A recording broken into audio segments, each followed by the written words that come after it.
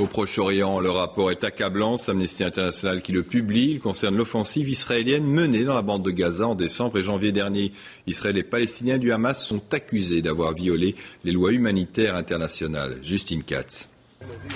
Wael Samouni habite Gaza.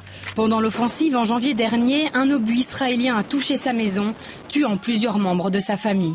Notre quartier était une zone non violente. Partout, ce sont des membres de ma famille. Ce sont des fermiers qui cultivent leurs légumes et travaillent la terre. Voilà un des cas mis en exergue par Amnesty International, qui publie aujourd'hui un rapport sur l'offensive israélienne menée en décembre et janvier dernier.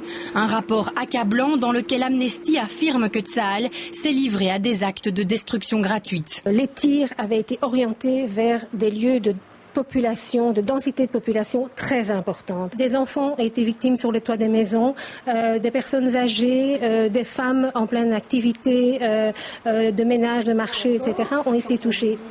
Amnesty parle de crimes de guerre et n'est pas plus tendre pour qualifier les tirs de roquettes du Hamas sur le sud d'Israël. On cible également les autorités palestiniennes, en tout cas les groupes armés palestiniens, le groupe armé du Hamas et d'autres groupes armés qui ont commis aussi de graves exactions, des crimes de guerre. Palestiniens et Israéliens ont déjà contesté les conclusions de ce rapport. Ce rapport d'Amnesty n'est pas un rapport des droits de l'homme. C'est un procès de type soviétique. Il n'y a aucune transparence, aucune responsabilité. Et selon ce porte-parole du Hamas, le rapport porte de fausses accusations tout en réduisant, selon lui, la gravité des crimes commis par l'occupant israélien.